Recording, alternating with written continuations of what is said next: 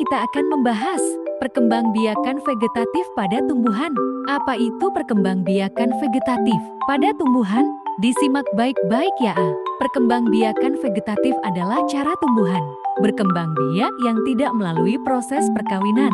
Ada dua macam perkembangbiakan vegetatif pada tumbuhan, yaitu perkembangbiakan vegetatif alami dan vegetatif buatan.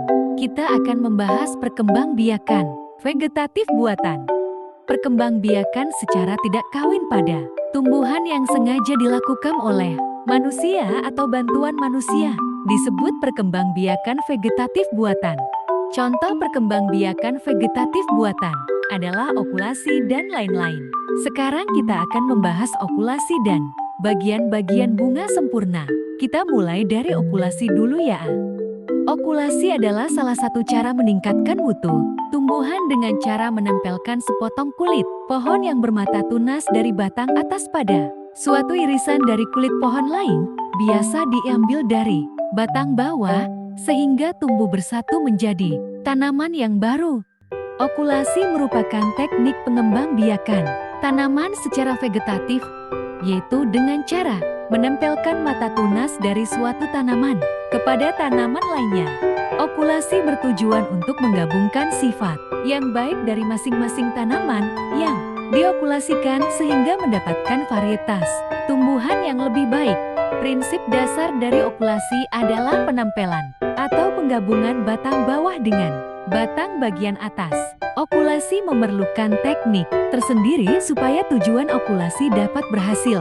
Okulasi sudah, sekarang kita lanjut ke bagian-bagian bunga sempurna.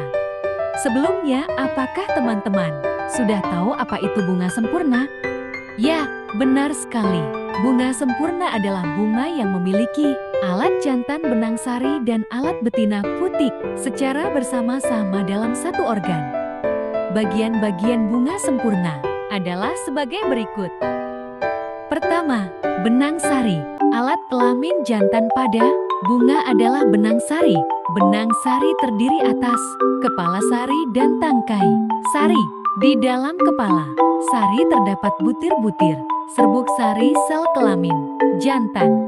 Kedua, putik. Alat kelamin betina pada bunga adalah putik. Putik terdiri atas kepala putik, tangkai butik, bakal buah, dan bakal biji. Putik berbentuk seperti botol yang lehernya panjang. Kepala putik terletak di bagian ujung. Bagian putik yang paling panjang disebut tangka putik. Bakal buah terletak di ketiga, tangkai bunga. Bagian yang menghubungkan bunga dan batang tumbuhan adalah tangkai bunga. Bagian ujung tangkai bunga membesar membentuk dasar bunga. Dasar bunga berfungsi sebagai tempat melekatnya mahkota bunga. Keempat, kelopak bunga. Bagian bunga yang berfungsi untuk melindungi bunga saat masih kuncup adalah kelopak bunga. Saat mekar, kelopak bunga akan terbuka.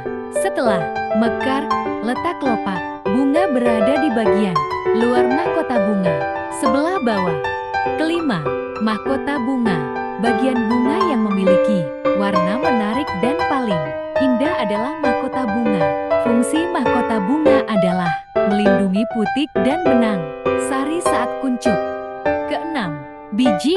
Biji termasuk alat perkembangbiakan tumbuhan secara generatif. Tidak semua tumbuhan memiliki biji. Hanya tumbuhan berbiji yang memiliki biji berdasarkan jumlah keping bijinya.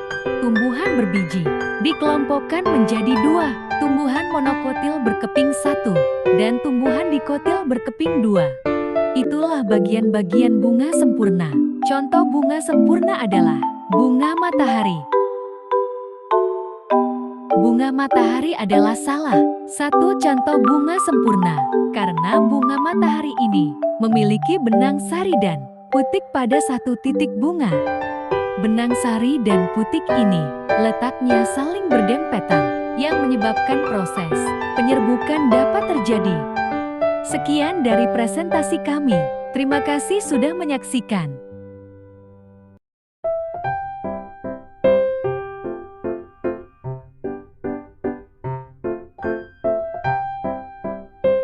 bring it back, make it